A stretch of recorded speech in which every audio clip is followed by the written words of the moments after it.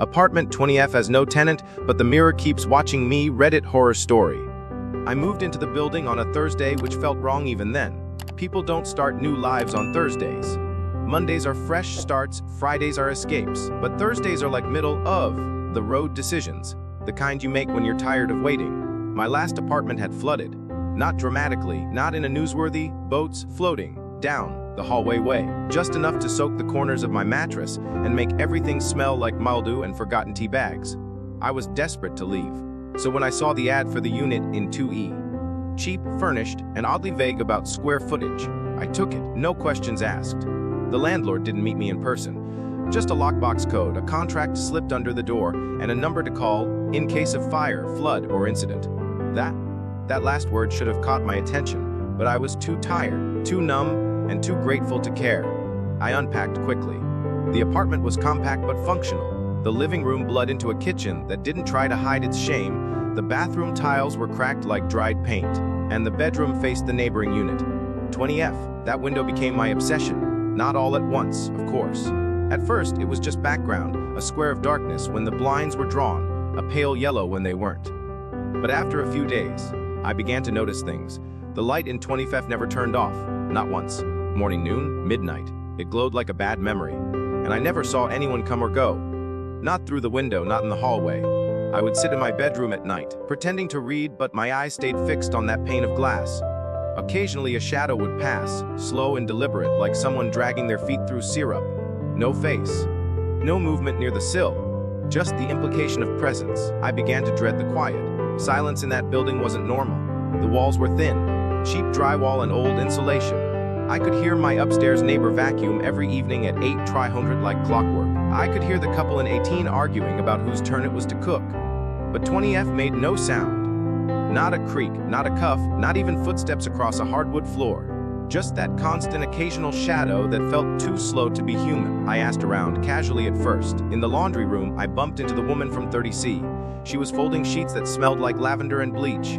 I asked, "Do you know who lives in 2F? She looked up, startled. Not confused, startled. As if I'd mentioned something she'd been trying not to think about. She said, "No one, I think. That unit's been empty a long time." When I told her I'd seen movement, a light always on, she frowned. "Sometimes these old buildings have wiring quirks," she said quickly, too quickly. "Maybe it's a hallway light bleeding through." But it wasn't. I knew the layout. There was no hallway beyond that window. Just the bedroom. The same layout as mine. I tried to convince myself I was being paranoid, that maybe someone was living there quietly. Maybe a nurse with night shifts, someone who worked odd hours and kept to themselves. But even then, that didn't explain the silence, or the fact that the mail slot in the 20F door never had letters. I started checking. Every day? Nothing. Not a flyer, not a bill, not even junk. It got worse. Or I did. I started sleeping with the blinds half open, facing their window. I told myself it was to let the moonlight in, but really, I needed to see it. To prove to myself it was just another tenant, that I wasn't imagining things. But the more I watched, the more that idea unraveled. One night, I saw the shadow again, but this time it didn't pass. It stopped. It lingered in the center of the window like it knew I was watching. My breath caught in my throat. I waited, heart hammering, until the shadow moved closer. Closer, until it pressed against the glass with a slowness that made me want to scream.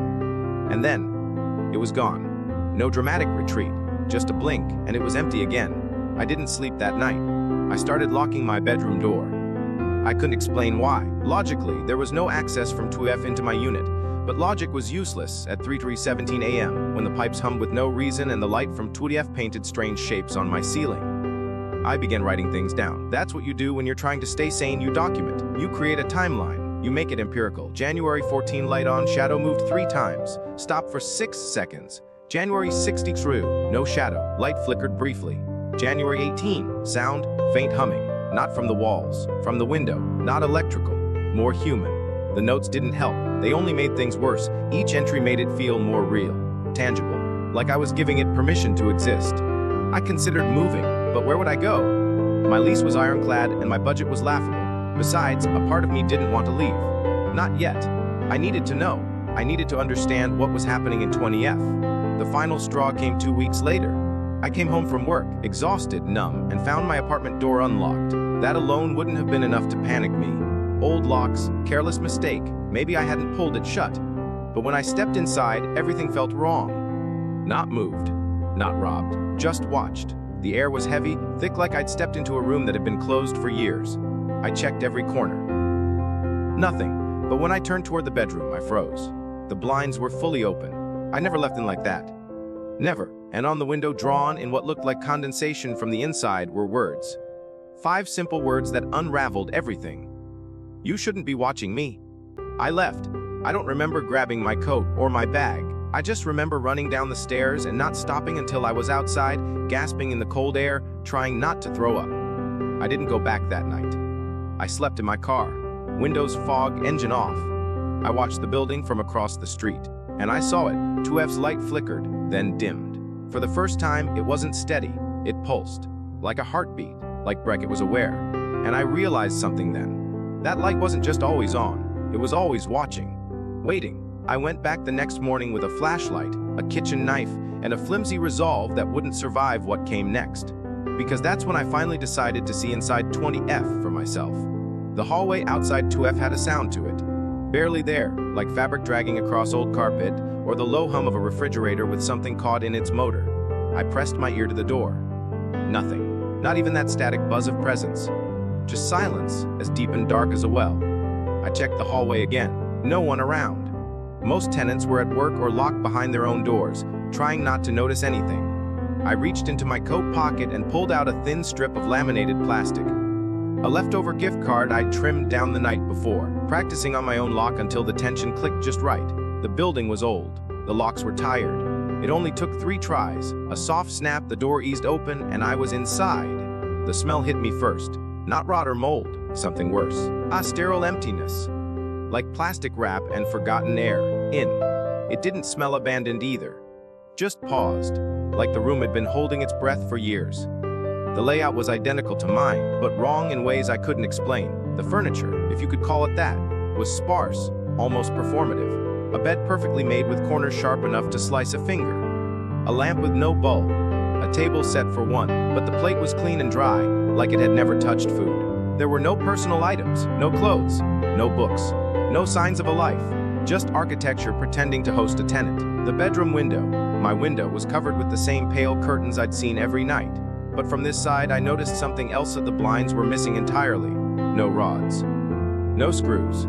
Just gone like they had never existed. And the light, the one that never turned off, wasn't a lamp. It came from the ceiling, an overhead fixture that pulsed faintly, not flickering like broken wiring, but in a deliberate rhythm. On, pause.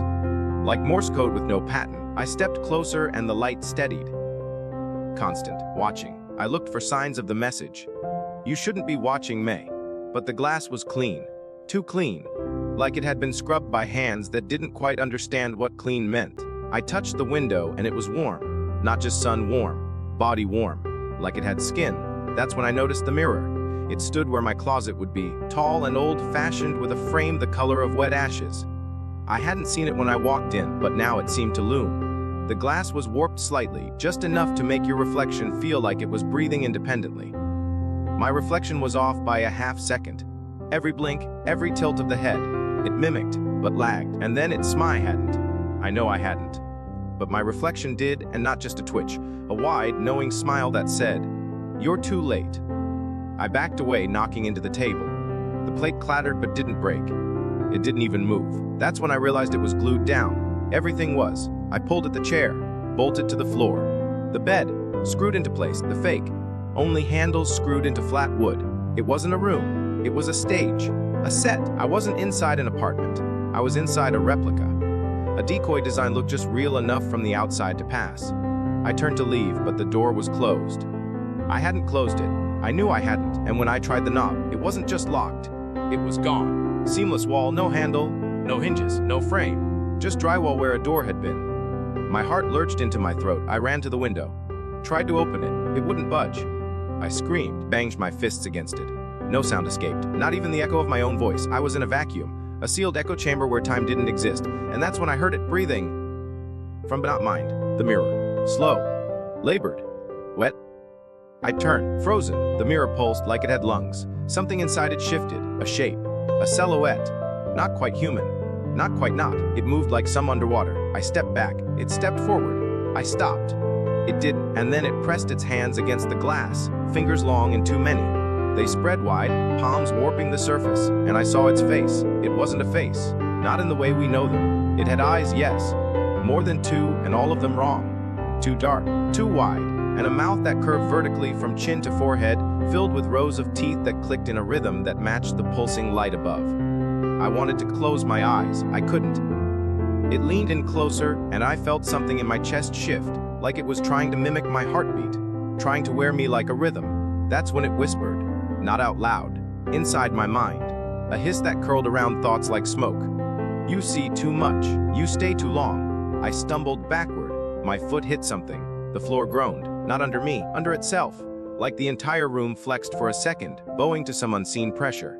And then the mirror cracked, just a thin hairline fracture, right down the center. But it was enough. The thing behind it hissed again, this time with fury, and the lights flickered violently. For the first time, I saw color in the room red, blinking angry red from somewhere deep in the walls. An alarm, maybe, or a countdown, or a warning. I backed into the corner, not knowing where to run. There were no exits, no seams, no air. The mirror continued cracking, slow veins spreading like frostbite, and with every split, I felt a part of me unravel. My name, my memories, my reasons, they became fuzzy, distorted like a poorly tuned frequency. The thing behind the glass wasn't trying to reach me, it was trying to overwrite me, to bleed through. I closed my eyes and screamed. Not for help, not even for release, just to remind myself I had a voice, a shape, and then silence. Everything stopped. The mirror went still. The light froze mid-pulse. The walls exhaled. I opened my eyes. I was in my apartment. 2E. The sun was up. My front door was bolted shut. My kitchen smelled like burned toast. Everything normal. Too normal. I rushed to the bedroom, looked across. 2F, dark. Curtains drawn. No light, no pulse. I ran into the hall, heart hammering. The door to 2F stood solid, still with a single strip of blue tape across the center. A notice. I leaned in and read. Candememon. Unsafe structure. No entry, dated 3 years ago. 3. I staggered back, mind spiraling. I'd been inside. I'd seen the furniture. The light, the mirror. I'd touched the window. I went to the landlord's office, demanded answers. The woman behind the desk blinked slowly, fingers drumming a keyboard. 2F, she said flatly. That unit's been sealed since the fire. What fire? What fire? She typed a few things. Electrical, small, contained, no injuries, but structurally compromised. We can't rent it. Insurance won't allow it. I was just in there, I shouted. She looked up. No, you weren't at... I got in through the hallway. She raised an eyebrow. That door doesn't open. There's no handle. I felt something shift in my brain, like the floor tipping beneath me. I stumbled outside, stared up at the building.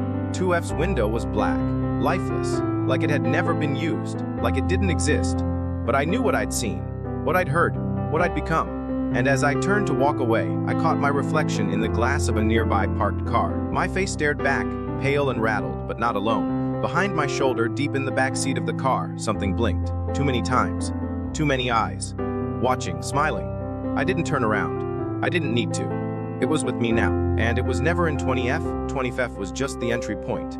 The invitation. The mirror. And now, wherever I go, I bring the reflection with me.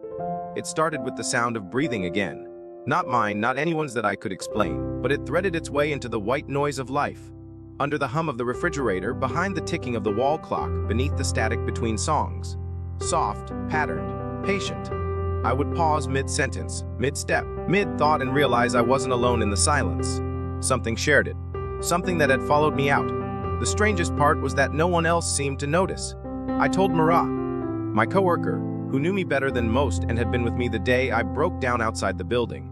She laughed, gently at first, thinking I was joking. Then she stopped, saw my face, said I looked like I hadn't slept in days. I hadn't. Not properly. Not since the mirror. I'd taped over every reflective surface in my apartment. Windows, picture frames, even the metal toaster. Anything that could reflect even the faintest outline. But it didn't matter. It didn't need a mirror anymore. The reflections came regardless, on black screens, puddles, elevator doors. The first time it smiled at me from my switched-off television, I nearly threw it out the window. It was always subtle. Just a momentary flicker, a movement that didn't match mine. I began testing it, lifting my hand slowly, turning my head in increments, making faces I'd never make naturally. It always copied me, eventually. But there was always a beat too long, a hesitation like it was watching and learning, not just mimicking. And then it began showing up in places where there were no surfaces at all.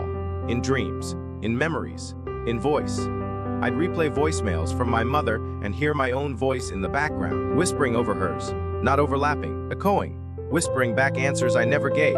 And always that phrase, you see too much, you stay too long. At first I thought I was going mad. Truly, I began recording myself sleeping, convinced I was talking or moving in ways I couldn't remember. But every night, the recording would stop at 3:17 a.m., precise corrupted. Always unusable. One morning, I found my phone on the floor across the room. Screen cracked and battery drained. I hadn't moved it. I hadn't left the bed. But the video feed, before it cut off, showed something worse than sleepwalking. It showed me sitting up in bed, smiling directly at the camera. I hadn't recorded that. I hadn't smiled like that in weeks. And I definitely hadn't whispered the phrase into the lens, eyes unblinking. I'm coming back where? To the mirror? To 2F? I didn't know. I just knew something had latched on, something that didn't just want to be seen. It wanted to replace. I stopped going to work. Mira texted, then called, then stopped. My inbox filled with polite concern, then silence. I sat in my apartment, curtains drawn, all lights off except one. The kitchen light flickering in a rhythm I couldn't bring myself to time. I tried once, counted the flashes, noticed a pattern. It wasn't random. It was spelling something. Morse code. Again. I Googled it, translated each flash and pause. One word. Over and over. Look. It was telling me to look, not just see, look. So I did, and that's when I found the second door. Not in the building, not in the hallway. In me. It's hard to explain unless you've felt it. The sense that you're not just occupying your body, but sharing it. That there are thoughts that aren't yours, feelings that come from nowhere. I began to sense shifts. Small slips in time where I'd find myself across the room without remembering standing up. Smudges on the mirror I hadn't approached. Lights on that I never touched. Music playing, but the radio unplugged. The thing didn't need 20F anymore. That was its its chrysalis. But it had emerged now. Into me, through me, and it wanted out, desperately, violently. I started losing time. Not hours. Days I'd wake up in clothes I didn't remember wearing, with receipts in my pockets from stores I'd never been to. One was from a locksmith, another from a hardware store, duct tape, screws, a sledgehammer.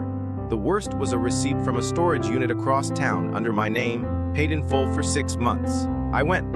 Of course I did. I had to. The man at the counter greeted me like we were old friends, said I'd been in last week, asked for the quietest corner unit. I asked if there were security cameras. He smiled. You specifically asked for one of the units without any. He handed me the key, Unit 4017. I walked down the long, stair hallway, every step echoing louder than the last. When I reached the door, my hand trembled. Not from fear, from recognition, like the body remembered what the mind didn't.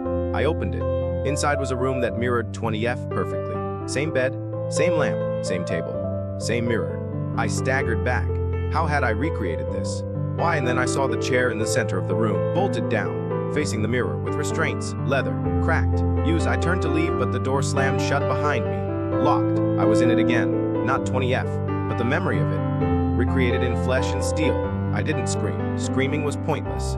Instead, I approached the mirror. It was clean, perfect, reflecting me in perfect clarity. Until it wasn't. The reflection blinked. I didn't. It tilted its head the other way. It stepped forward when I stayed still, and then it pressed its palm to the glass.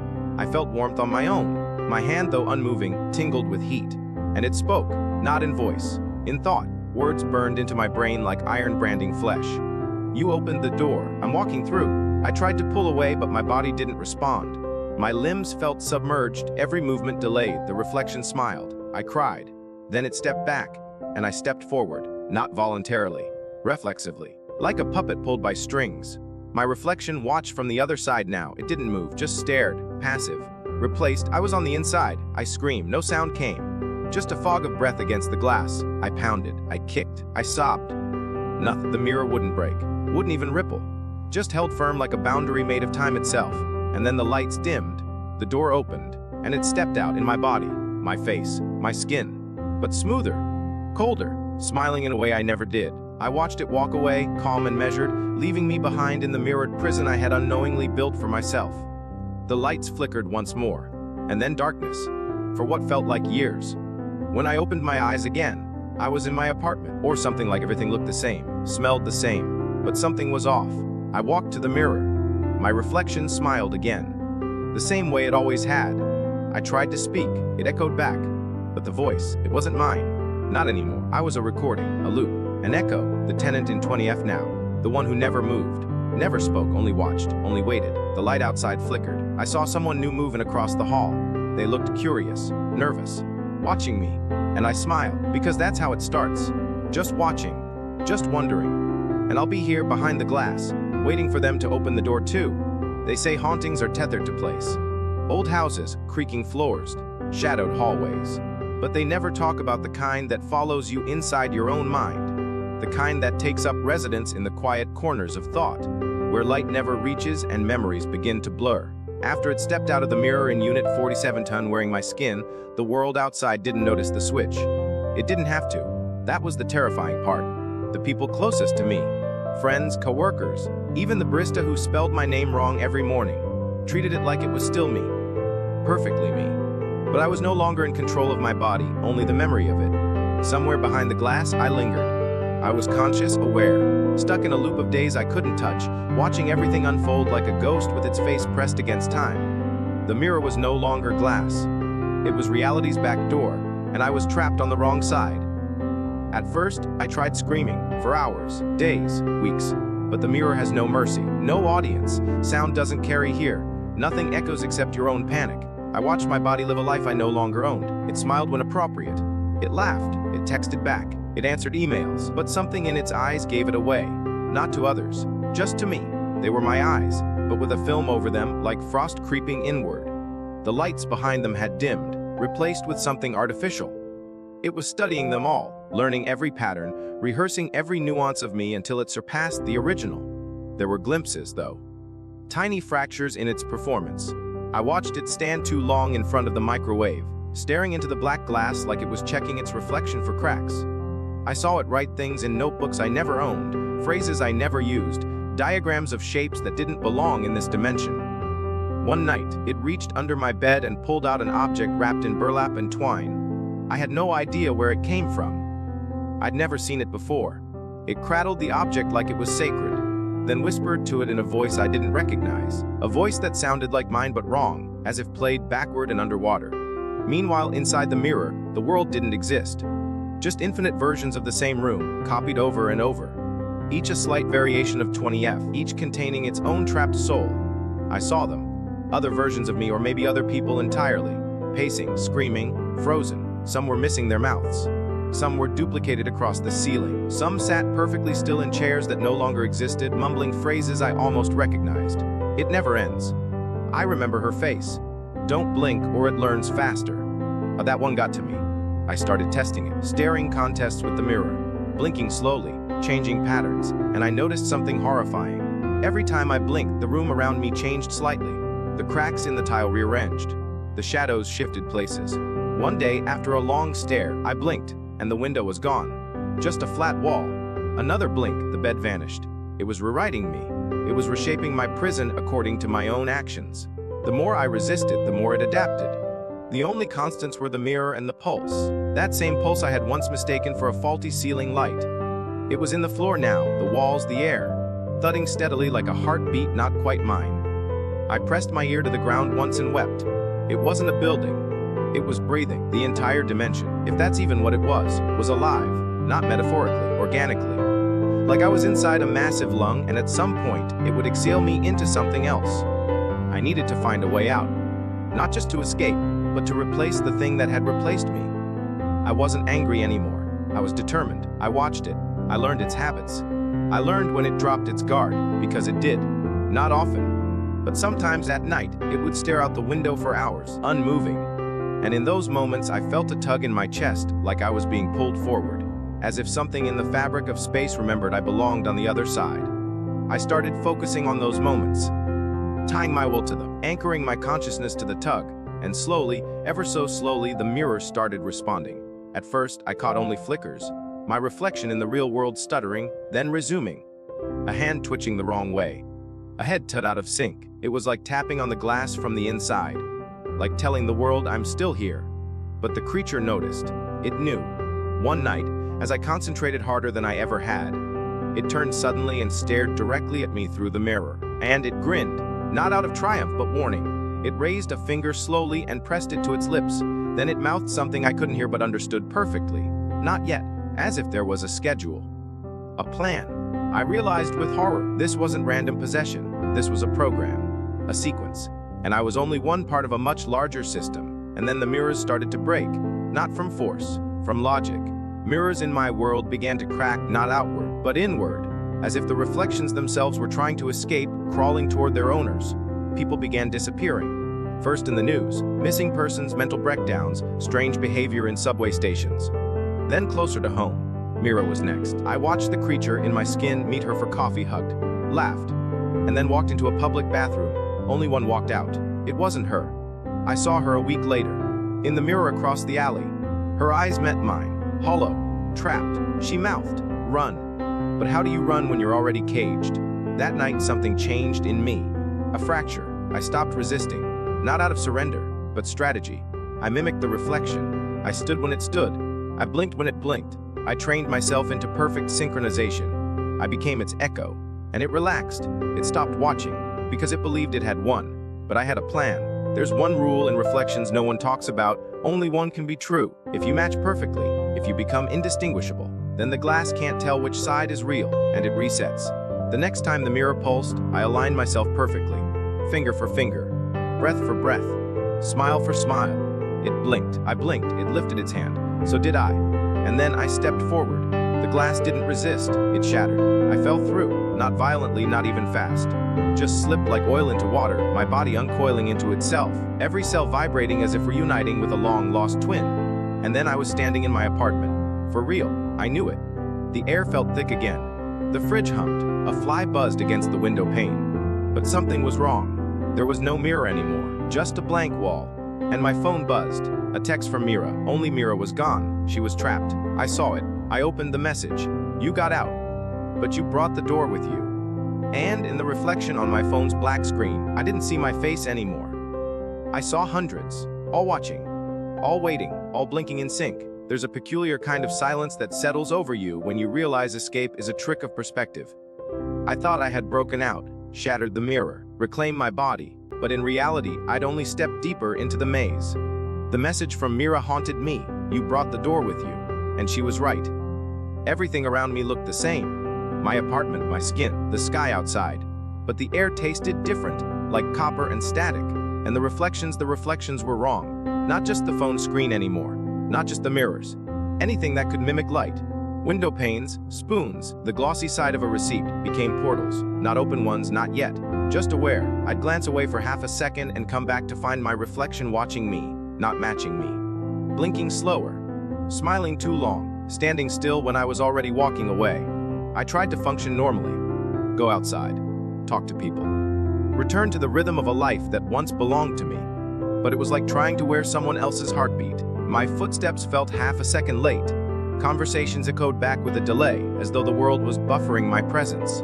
The barista smiled at me one morning exactly like before, but said, "Welcome back," before I even ordered. I hadn't been gone, not to them. But something had. That afternoon I received an email from a sender I didn't recognize. Just a string of characters, unreadable. No subject, no body, just an attachment, a video title file Duraga version 1. Mer. I opened it. It showed my bedroom. Filmed from above. I was in bed asleep. Then the footage glitched. I sat up, eyes wide, but the timestamp never changed. It kept repeating. Me sitting up, lying down, sitting up, lying down. In a perfect loop, only each time my mouth moved slightly more. Like it was trying to say something. I slowed the footage. At frame-by-frame speed, I could see it form 3 words over and over. "It's not done." I shut my laptop and threw it into the closet, but it didn't stop. My phone rang that night. An unknown number. I let it go to voicemail. When I checked it, there was no sound, only breathing. Deep, inhuman. Like lungs too large for a human chest expanding underwater. I threw the phone out, bought a new one. Different number, different carrier. Within an hour, a text arrived. "Nice try. Look behind you." I didn't, not right away. I waited, counted to 10, then turned, and there it was. The mirror, the one I had shattered, somehow intact again, somehow back on my wall. I approached cautiously, the way you approach a cage that once held something wild. The surface was smooth, too smooth. No fingerprints, no smudges, no dust. and my reflection was cooperative. It moved when I moved. No delay. No glitches. Just a perfect mimic, almost too perfect. I leaned in, whispered, "What do you want from me?" It didn't answer, but it did smile. A slow, etching smile that spread across its face like ink on paper, and then it raised its hand and pointed.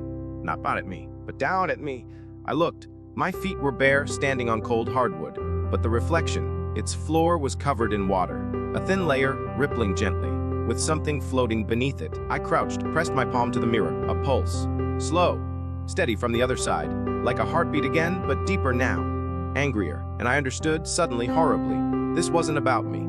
I was just the latest conduit, the newest open vein. Whatever had escaped into my skin wasn't alone. There were others, hundreds, maybe more, and they were coming through. The door I'd brought with me wasn't a physical object.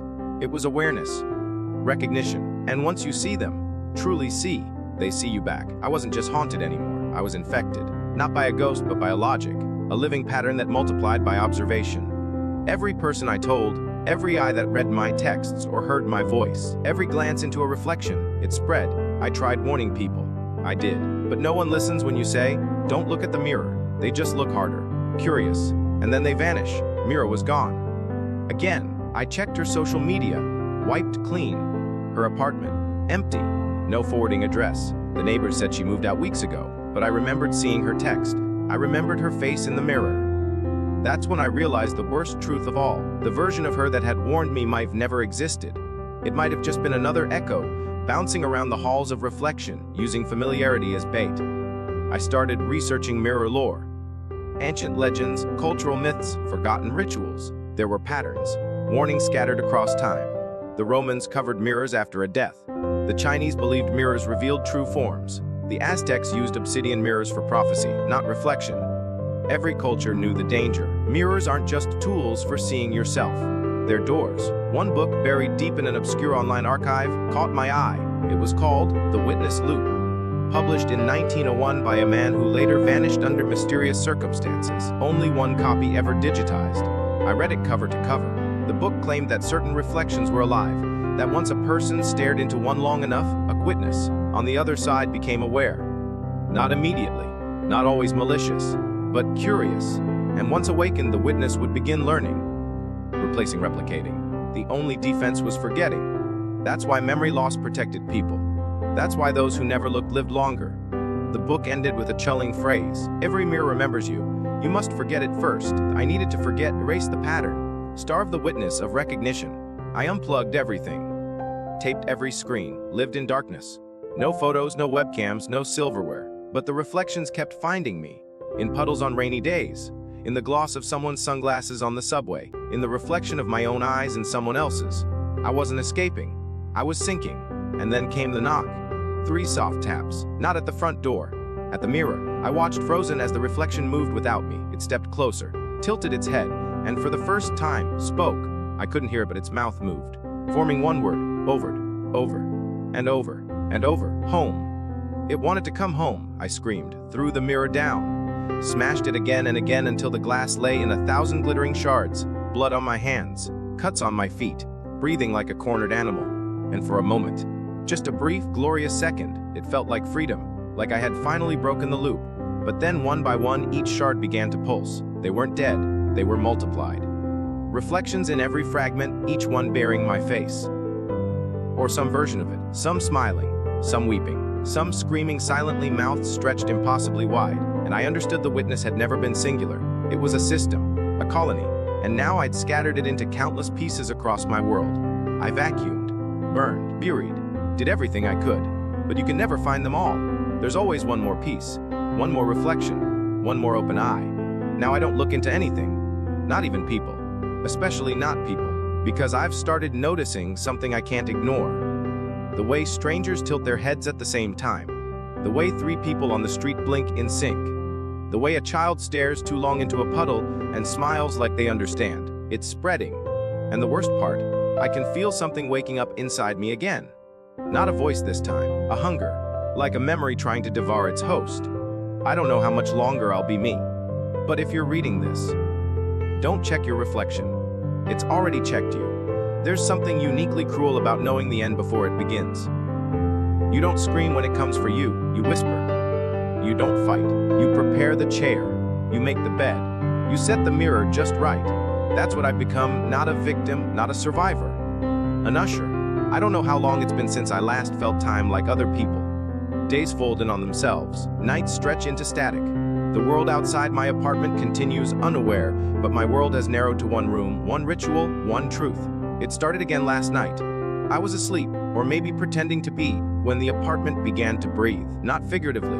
The walls expanded and contracted, slow and deep, like the ribcage of some vast, unseen thing. The air thickened with the copper taste of memory. I knew what was coming. I'd tried everything: salt, rituals, darkness, silence. Forgetting. But you can't forget a thought that never belonged to you. It curls in your mind like ivy, persistent, quiet, beautiful in the way parasites are. So I stopped resisting. I sat in the chair. Not the one in the kitchen. The other one, the one I don't remember buying, but which fits me perfectly. Every time I sit in it, it creaks once. Just once, and then is silent, like an old friend clearing its throat before a final confession. The mirror hangs across from me. Whole again, always whole. Even when I destroy it, it returns, reassembled. Patient. The lights flickered, and I watched myself in the mirror begin to move before I did. Just a half second too early, but it was enough. It smiled. I didn't. Its head tilted, inviting. This time, it mouthed a different word, together. And I realized what I'd been missing all along. This wasn't just about replacement, or reflection, or escape. It was about merging, about becoming. Every reflection I'd seen, every echo, every borrowed movement. It was preparing me, grooming me to be the vessel, not for one being, but for many. A whole lineage of watchers, of mimics, trapped between glass and light for centuries. They didn't want to possess me. They wanted to join, and I had said yes without ever speaking. Each time I looked, each time I blinked in sync, each time I whispered back to the mirror in fear or anger or despair, I opened the door a little wider. Now it was fully open. I stood, not alone. I could feel them all inside me now, like a choir with no mouth, pressing against my skin from the inside, shifting behind my eyes. The mirror didn't show just me anymore. It showed them. Faces upon faces, variations of me and not me, layered like wet paint on rotting canvas. Some were twisted in agony, others serene. Some wept, others grinned with teeth too many and too long. And at the center of them all, one face. The original, maybe. The first witness. The architect of the loop. It leaned forward. So, it raised a hand, so did I. The glass rippled, and then I stepped in. There was no impact, no sensation. Just the slow dissolve of identity, like sugar in water. I became light, shadow thought. I existed in reflections only, in corners of chrome, in surveillance cameras, in glossy magazine pages and puddles and sunglasses, and the black sheen of a raven's eye. I became the breath between frames of a paused video, the pulse of a flickering screen. I became the blink you regret when something moves while your eyes are closed. I waited, watched, grew. Because that's the thing no one tells you: reflections multiply. They don't age. They don't compound. Now I am everywhere. I watched the tenant who moved into 2E. Young, hopeful, curious, just like I was. He saw the light in 20F one night. He leaned out his window, squinting. His mouth curled into a question. He looked. The door opened. I smiled. Not because I wanted to, but because that's how the ritual begins. I stood in the mirror just long enough to be seen. Then I disappeared. Left the light on. Let him wonder. Let him get curious. He's already checking the hallway. Already asking neighbors. Already counting shadows and hearing the hum at 3:17 a.m. The loop continues. But this time, I'm not the one behind the glass. I am the glass. I am the reflection. You might think you're safe. That you don't believe in these things. That you'd never be so foolish as to stare too long or let paranoia take root. But you're wrong. You've read this far. You've imagined the mirror. You've begun to wonder what your reflection might do if you looked away first. And in doing so, you've opened the door. Welcome. Enjoyed the video? Give it a thumbs up, subscribe to the channel, and tap the bell so you never miss an update.